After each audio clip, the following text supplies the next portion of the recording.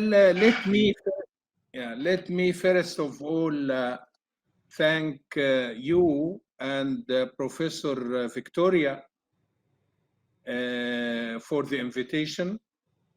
It is a great pleasure for myself to address this respected center.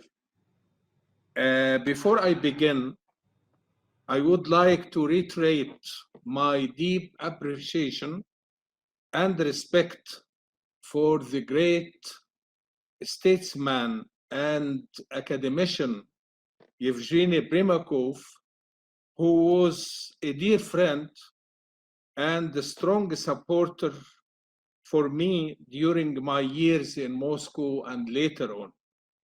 The great academician Primakov taught us many of the values and principles of foreign policy based on the ideas and ideals he believed in and defended in his life.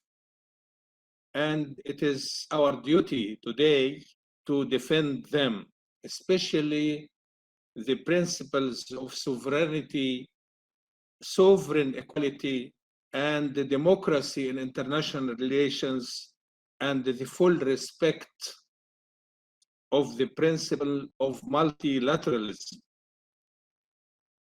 Ladies and gentlemen, next year, 2023, will mark the 80th anniversary of the establishment of diplomatic relations between our two countries, amidst chaos that bedeviled the international system because of the United States has denied the realities of contemporary international situation, and because the world has already moved to a multipolar world.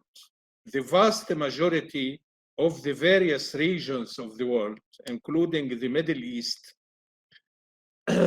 refuse to find themselves in a position of having to choose a particular party, or that of the Middle East becomes the scene of conflict between major powers.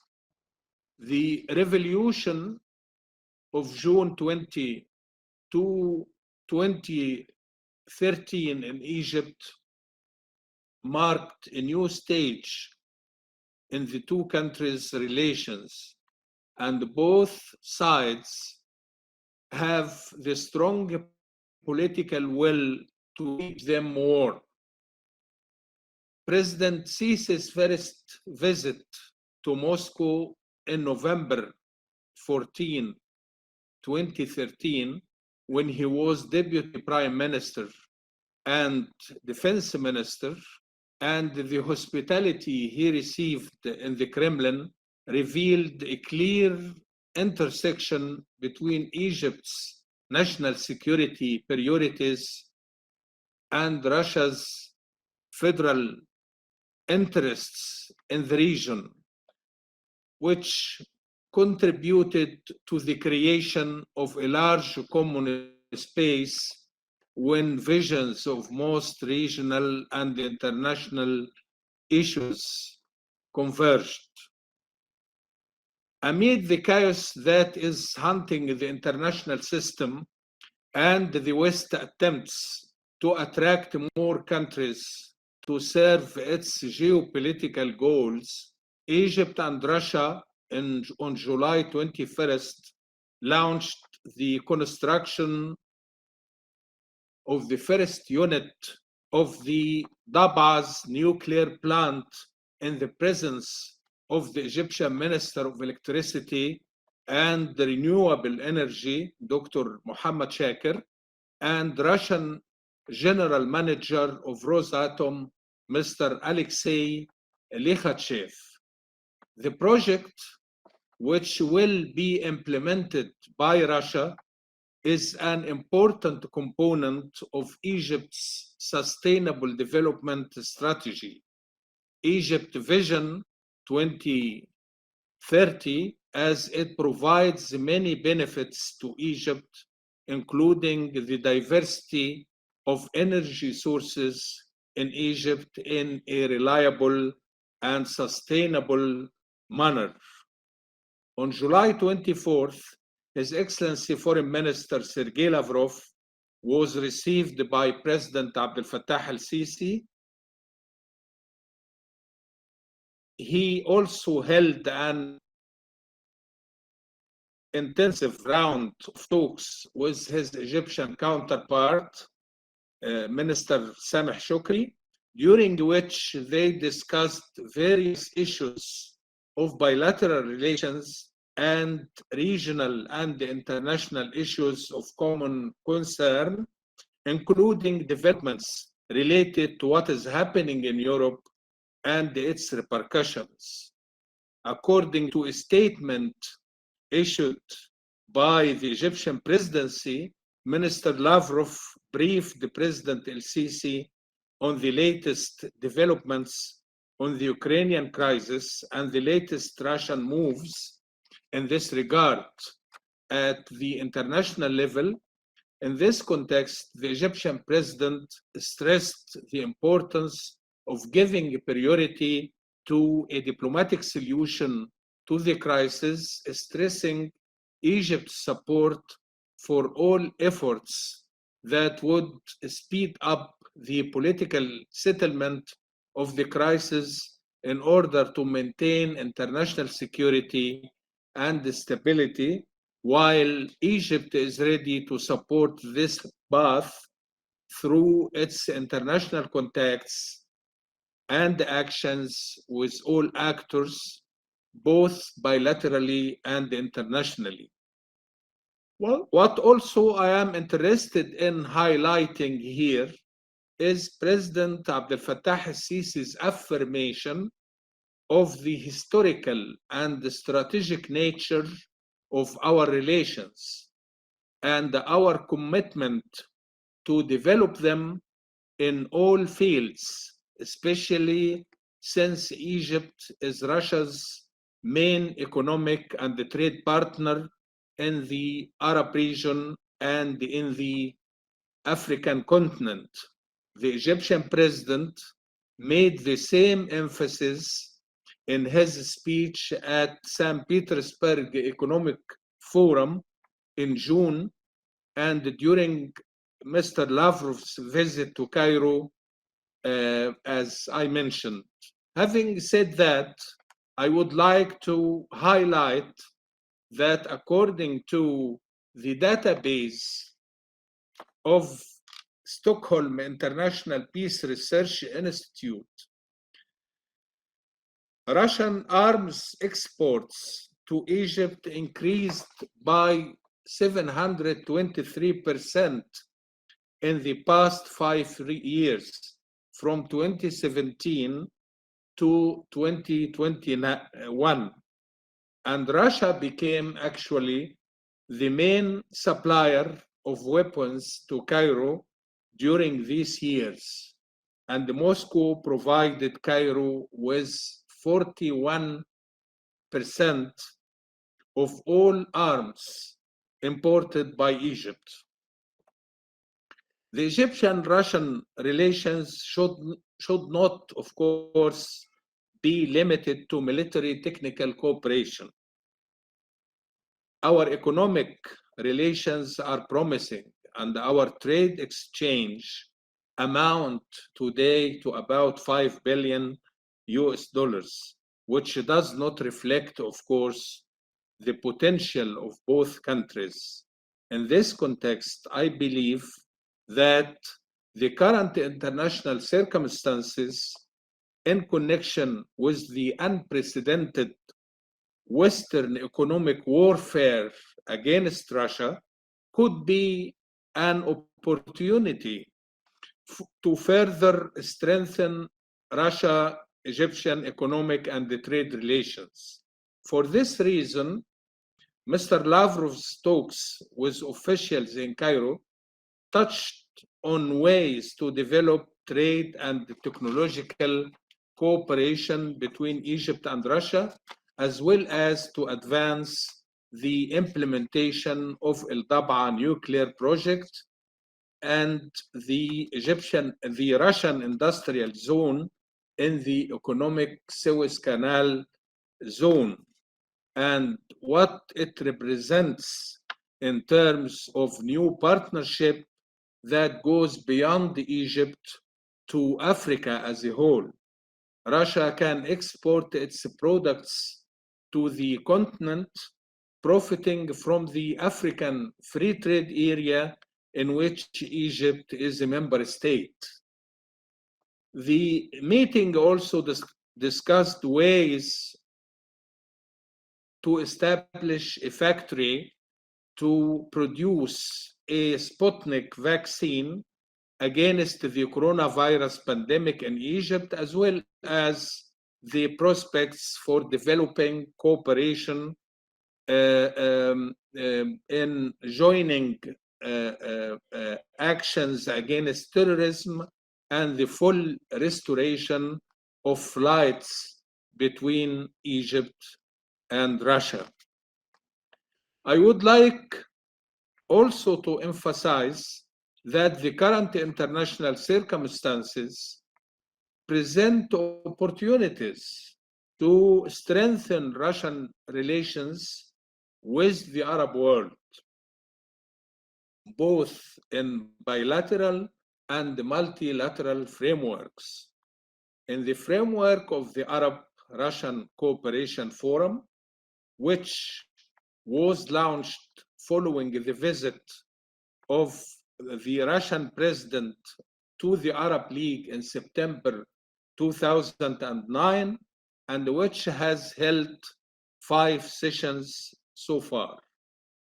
There is actually a draft plan of action for the forum for the period from 2021 to 2023, which includes cooperation between Russia and the Arab world in the political, economic, cultural, social, educational, and scientific fields, as well as health cooperation and information.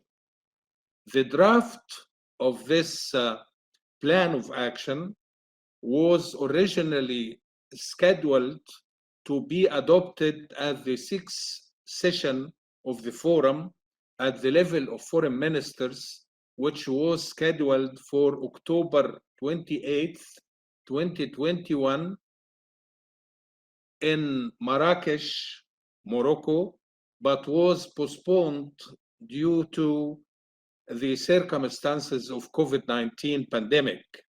We hope that the session will be held soon. As I understood, Minister Lavrov raised this issue during his meeting with the Arab League Secretary General, Mr. Ahmed Abu al-Ghait, and the Arab delegates at the League headquarters on the evening of July 24th. In addition to expressing his appreciation for the balanced, fair, and responsible Arab position taken by the member states of the Arab League in connection with the Ukrainian crisis. As long as we are talking about Russian-Arab relations, I would like also to draw attention to a very good article written by a researcher, Mr. Igor Matveyev of the Valdai Club in April few months ago, entitled Western Sanctions, New Horizons for Russia's Cooperation with Arab Countries. The article includes good proposals and ideas for strengthening Arab-Russian relations, cooperation in such areas as space exploration, nuclear energy, information technology, increasing Russia's role in ensuring food security for a number of countries in Middle East and North Africa, expanding Russia's exports to include new and rare minerals, unprocessed and processed earth timber, medical tourism, and higher education, paid higher education. So this is a good, these are good proposals. Maybe Primakov Center can look at. I find it very interesting, and we can work on it in the near future. Egypt's initiative to establish a ministerial liaison committee within the Arab League to resolve the Ukraine crisis was appreciated by President Putin, an initiative that reflects Cairo's strong desire to promote international peace and security through dialogue and diplomacy. Just as Egypt cooperated with Russia during the successful first Russia-Africa summit held in Sochi in 2019 during the Egyptian presidency of the African Union, I am confident that Egypt will be very keen and very happy on making the second summit, which Russia intends to convene in the middle of next year, a success. It should be mentioned here that the Ukrainian crisis has revealed the extent of Russia's influence on the African continent, most of whose leaders have rejected Western pressures to condemn Russia or join the sanctions regime, and which maintains contact with Russia despite the tremendous Western pressure on it. It goes without saying that Washington's initiative to hold a U.S.-African summit, to hold a U.S.-African summit on December 13 to 15 this year is nothing but a diplomatic effort to counter Russia and China against the backdrop of the failure of many Western initiatives aimed at thwarting and blocking the growing Chinese influence in Africa through the Belt and Road Initiative. One of these Western initiatives was and I quote the title of that initiative, Building a Better World Initiative, as known as B3W, which was unveiled by US President Biden in June last year at the G7 summit. Interestingly, the projects announced under this initiative until the spring of 2022 did not exceed $70 million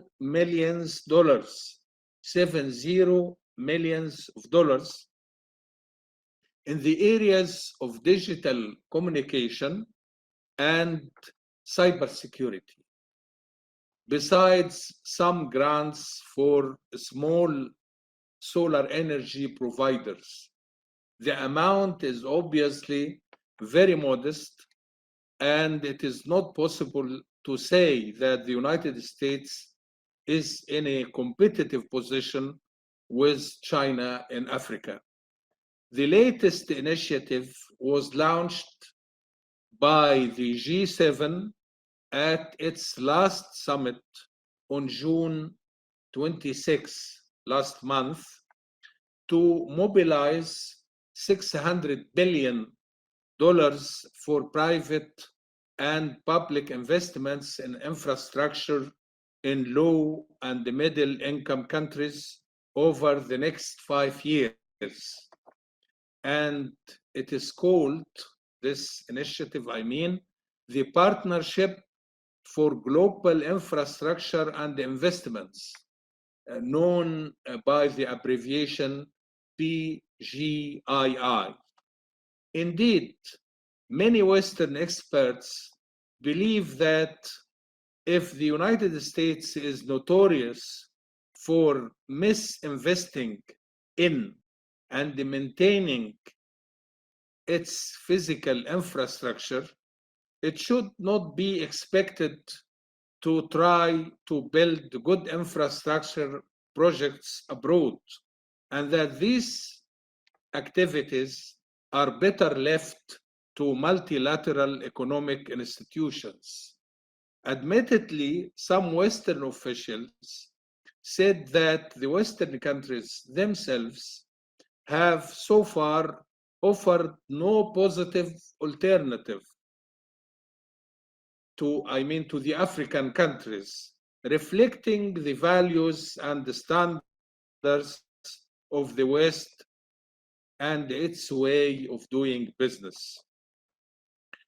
I want also to talk a little bit about the BRICS Forum, which was launched thanks to Russia when President Putin proposed to hold his first ministerial meeting in September 2006 on the sidelines of the UN General Assembly in New York.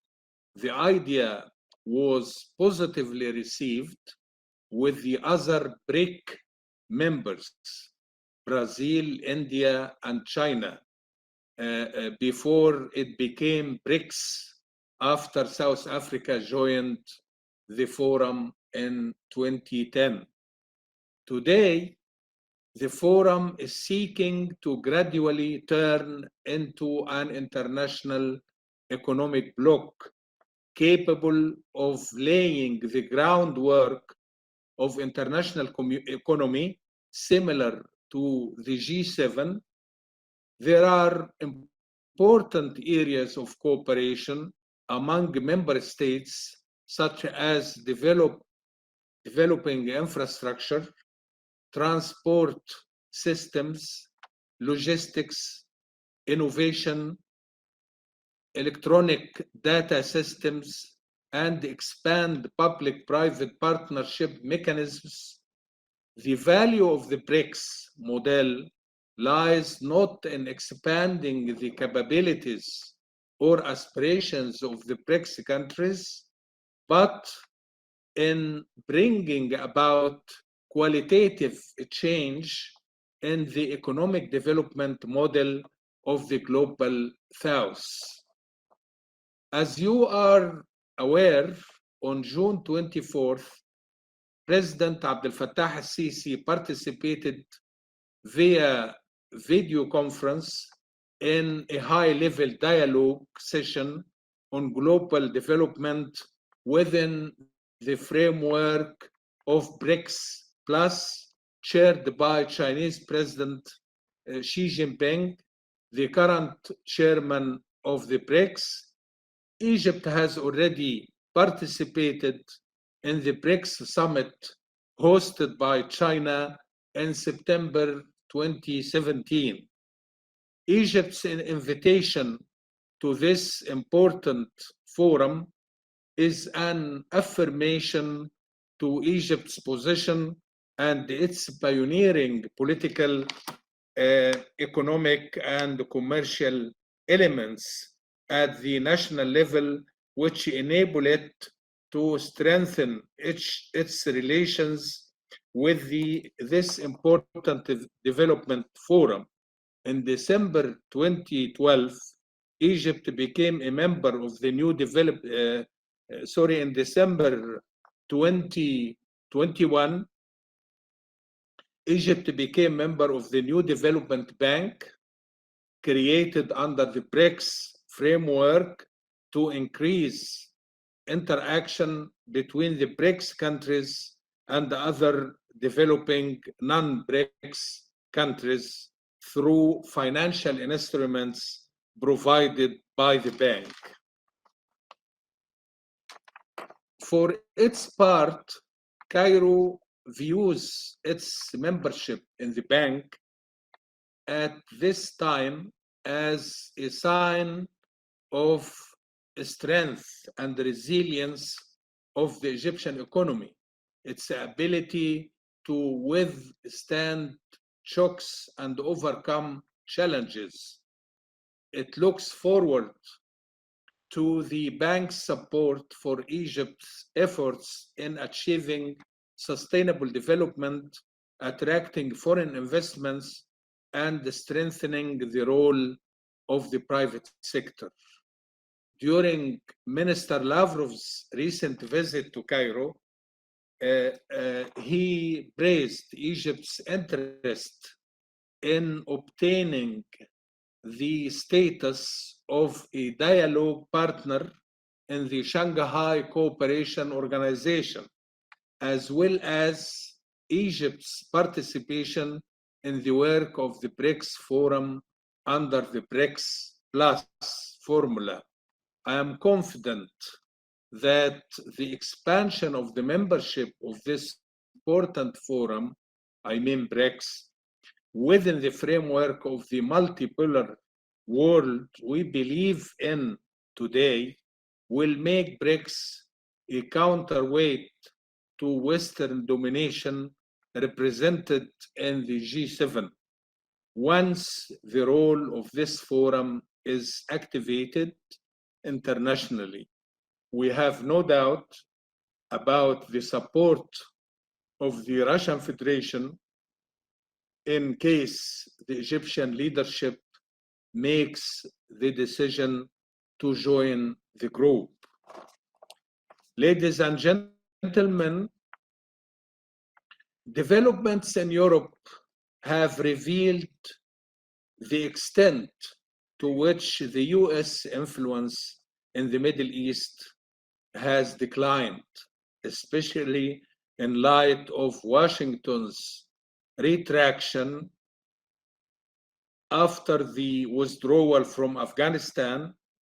Most of the America's allies and partners in the region have refused to condemn the military operation in Ukraine, and neither, for example, the statement for the Jeddah summit nor the statements issued by the bilateral meetings of the US President Joe Biden during his visit to the region between July 13 till 16, neither of those statements did any condemnation or any criticism of Russia in connection with the Ukrainian crisis, as Biden hoped for. According to some analysts, Biden wouldn't have thought to visit the region at all if it was not for the turmoil in the global oil market and the high prices linked to the Ukraine crisis on the one hand, and the United States' concern about growing Russian and Chinese influence in the region on the other hand. In his speech at Jeddah summit, Biden chose an ugly colonial expression to emphasize his country's determination to confront Russia and China when he said that Washington will not leave a vacuum in the Middle East for Moscow and Beijing to run out of it. and added Tehran.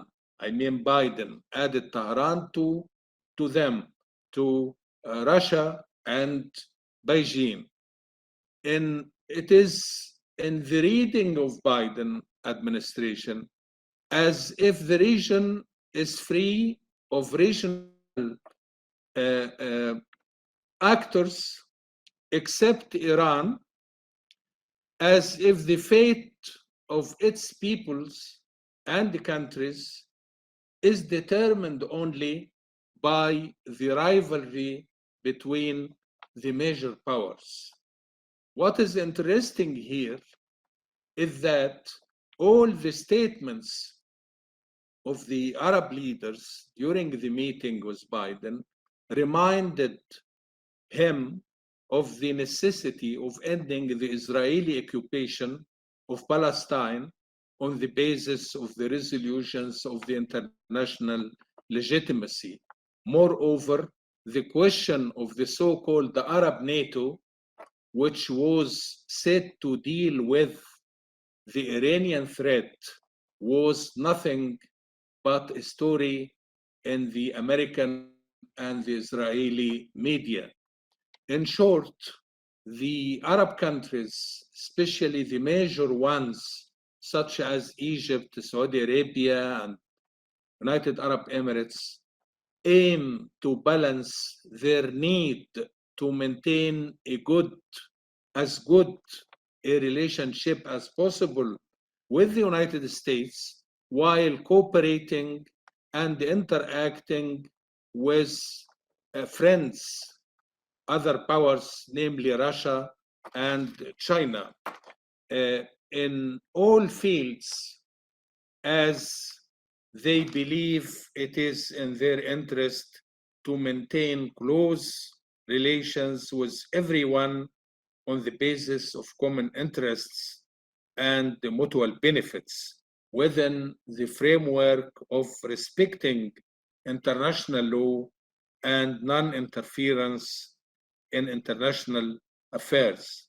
I stop here and I thank Yevgeny Primakov Center for International Cooperation for the invitation. Thank you very much. Thank you so much, Your Excellency. It was a great pleasure to listen to your speech. And I would like to remind our guests that Mr. as-Сейid is a former Egyptian ambassador to Russia. So he's in a great position and one of the best experts to provide insights into Russian-Egyptian cooperation. Now I would propose to move to the Q&A session. And first, I would like to give floor to our guests. And then I would proceed with the questions that I have. So if you have a question, you can turn on your microphone and your camera and ask Mr. Ambassador your question. So please don't be shy and would like to hear your questions.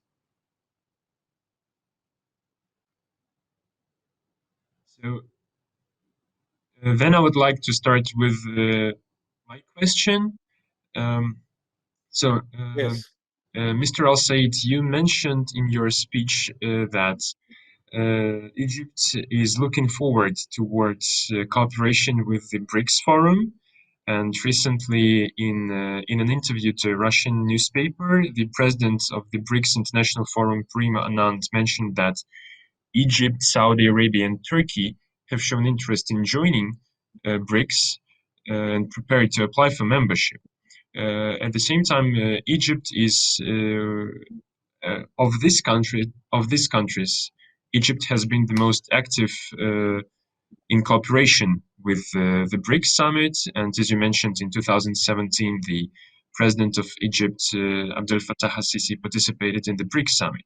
So, do you think that Egypt will become member of BRICS, and will it undermine the relations, the Egyptian-American relations? Because the US seems to look at BRICS as a rival for G7 forum. Do you think Egypt will consider its relations with the US when joining the BRICS? Well, I don't know about the American reaction, and I don't care about it, even as Egypt. As I said in my speech, we were keen, very much keen from the beginning to get engaged in BRICS activities. And President El-Sisi, as I just mentioned, whenever he is invited by any member states to this forum, he is welcoming very much his participation. Just to add to what I said in my speech, you know, Egypt is a founding member of the Asian Bank for Infrastructure, the AIIB.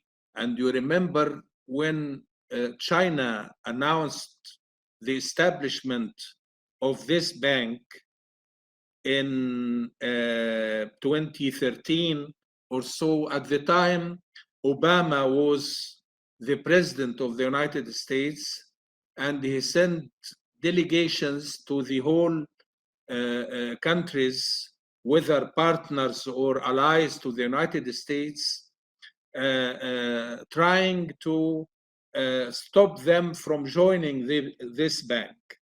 We were keen to enter, to be a founding member, as well as the new development bank of BRICS.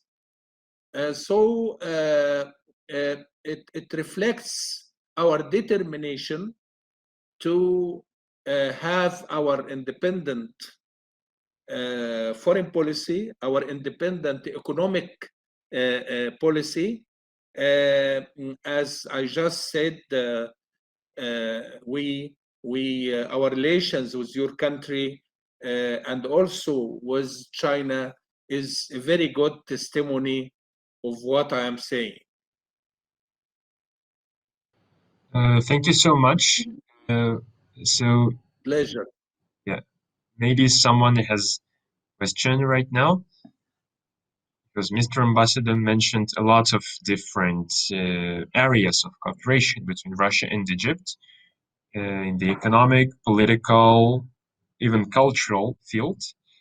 And Sure. in this regard, I would like to ask a question considering the food security, as it has become one of the main issues for the Egyptian government since the start of the Ukrainian crisis. Right.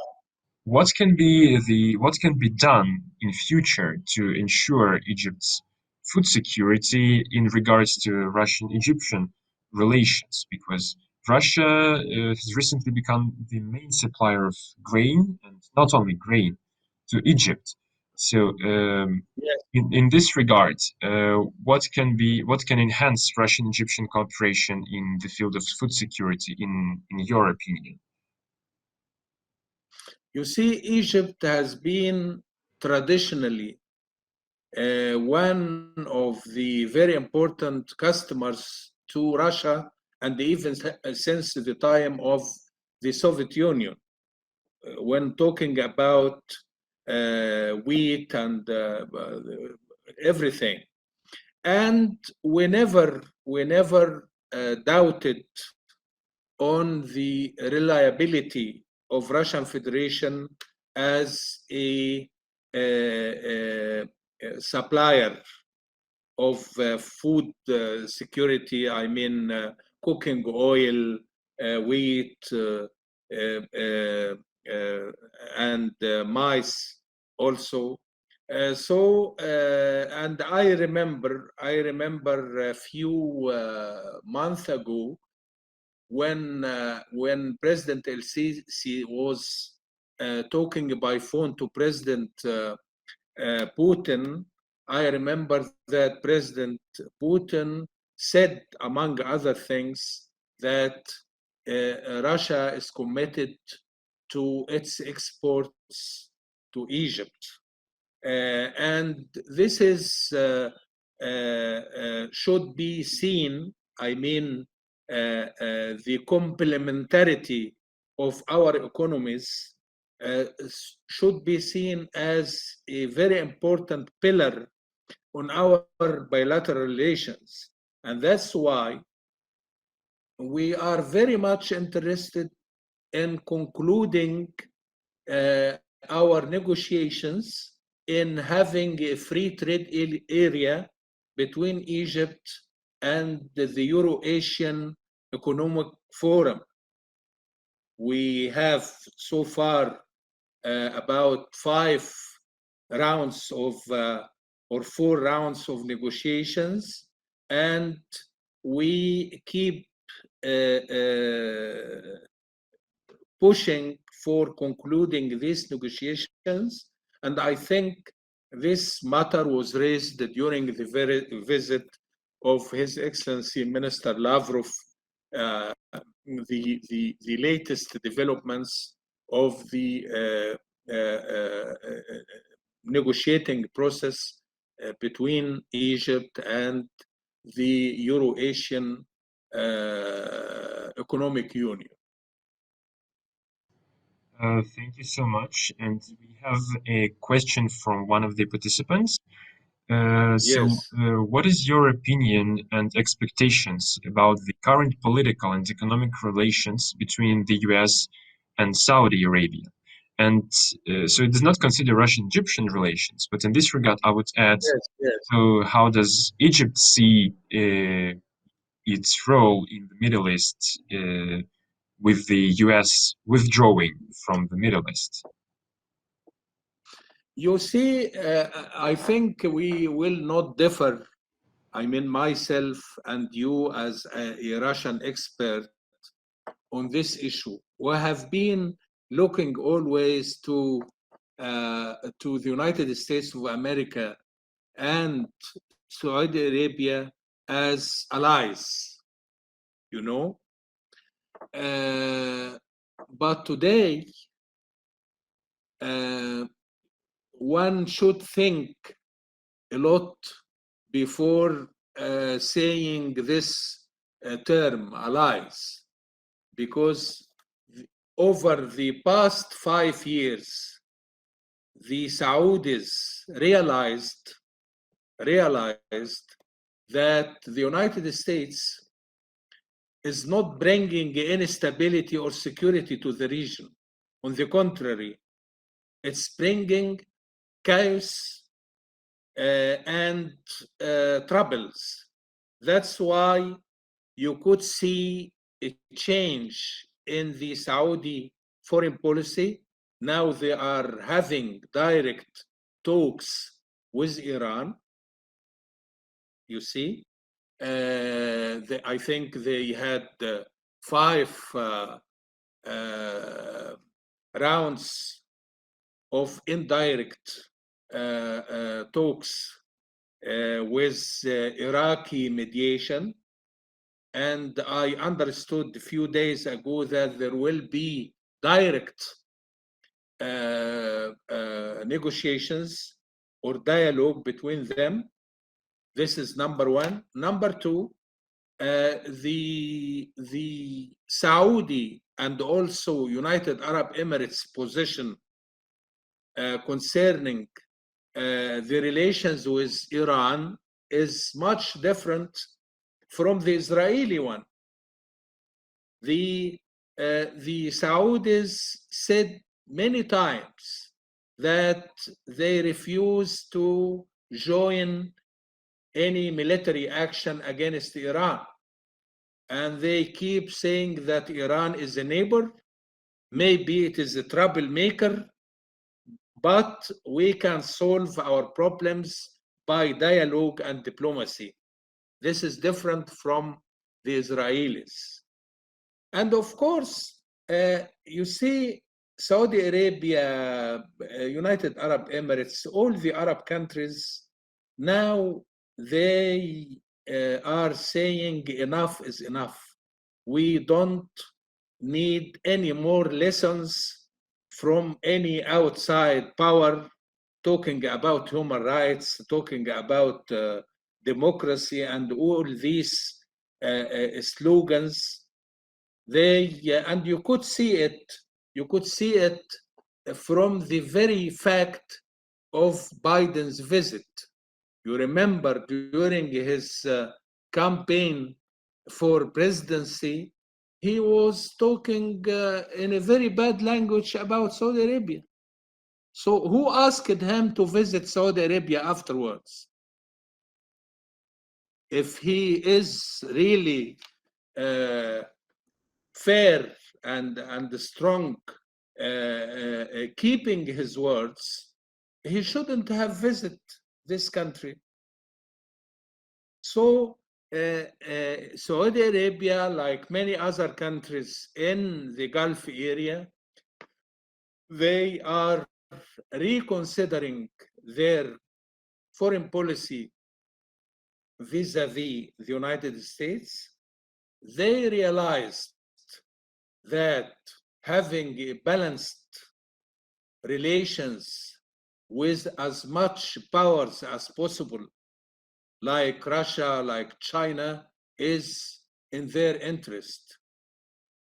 The time of the United States having everything at hand is gone. For example, I will tell you on the after the visit of Biden, I think he was here from 13th to 16th. There was a telephone conversation between Mr. Mohammed bin Salman, you see, and the President Putin. They were talking about enhancing the Russian-Saudi relations, and they said that they are going to keep coordination and cooperation within OPEC plus formula. So this is something we didn't see before. So it's an accumulation of US foreign policy mistakes that led to the people of the region realize that having good relations with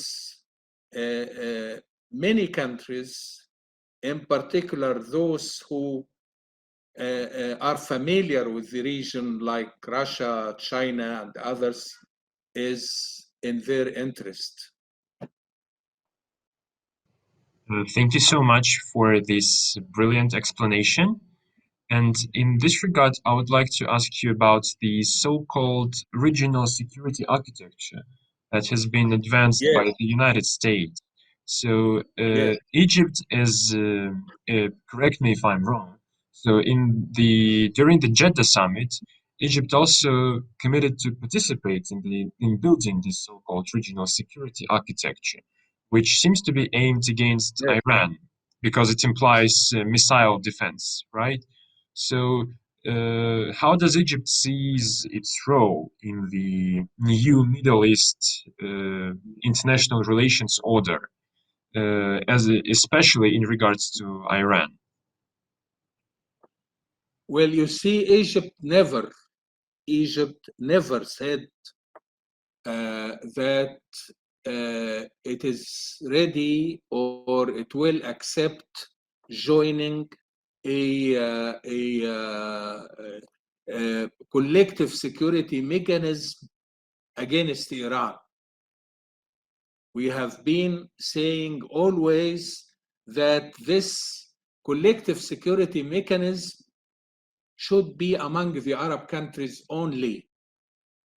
And in this regard, Egypt presented already an initiative to the Arab Summit in Sharm el-Sheikh in 2015, and it was accepted at a certain stage And later on, the Gulf countries said, please give us some time for consultation among the Gulf countries. Currently, it is the same. Egypt and Jeddah never mentioned that. Just President El-Sisi said that the security in the region is one. We shouldn't have,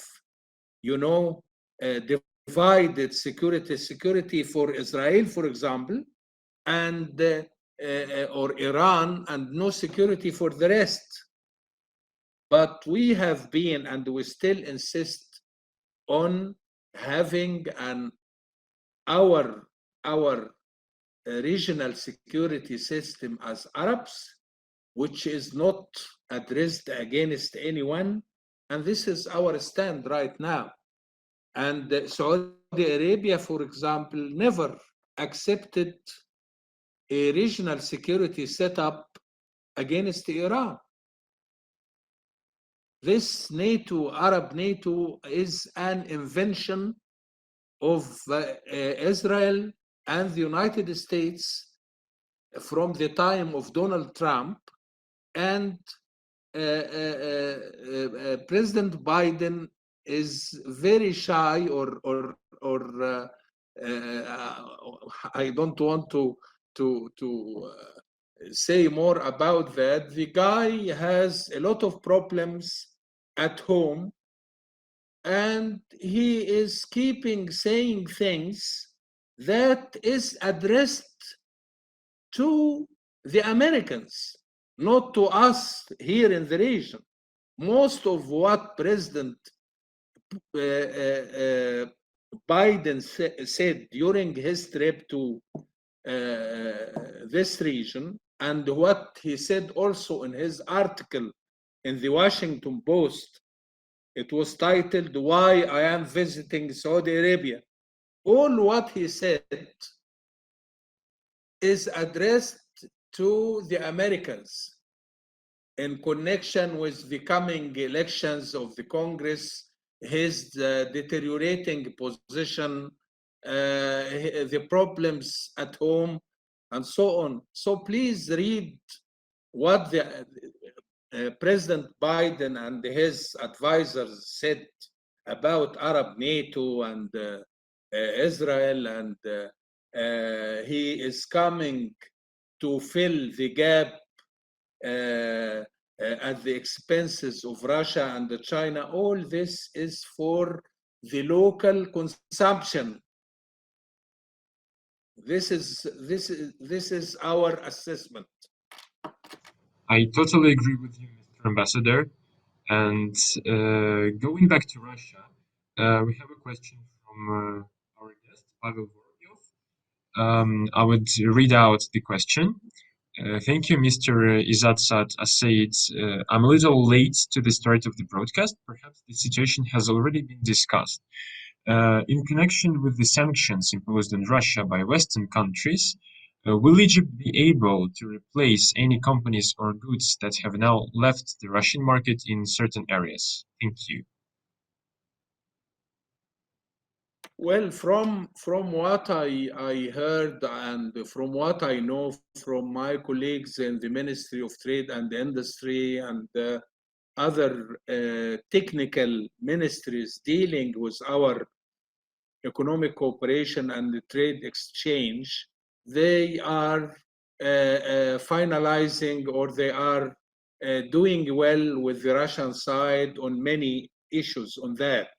And maybe your colleagues at the center know that our Minister of Trade and Industry was in Russia in June for the Joint Commission on Economic Cooperation. And I see many trade and economic delegations coming and going. So this gives me the impression that there are good chances for us to promote our economic cooperation and the trade exchange. And this is what I mentioned in my speech. And in this regard, I would like to add that Russia and Egypt are also holding talks on Egypt potentially using the Russian payment system called MIR. There are rumors that it will be accepted in September. Since other Middle Eastern countries are also holding talks with Russia on the use of the system, like Bahrain or the United Arab Emirates, so Arab countries joining this system will be a great boost to the Russian-Arab cooperation scene because of the financial risks, because of the sanctions. And I think... Yes. And I think I would ask the last question, since there are no other questions from participants.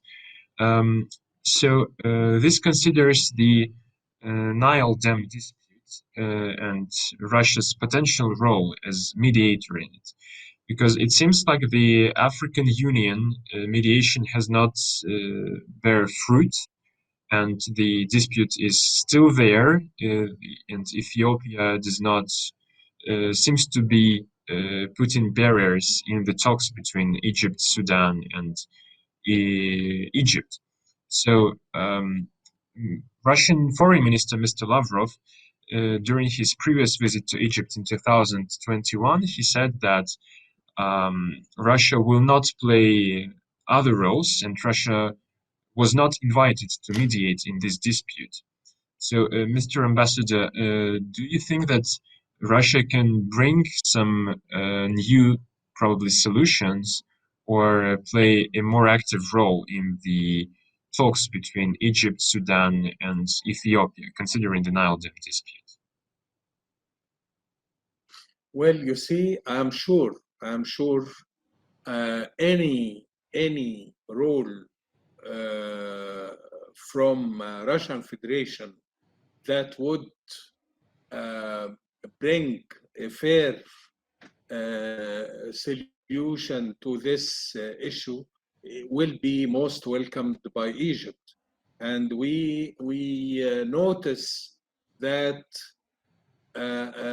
Russia is having very good relations with Ethiopia, and this can be also a good opportunity for Russia to use its good relations with the two countries to do something about it.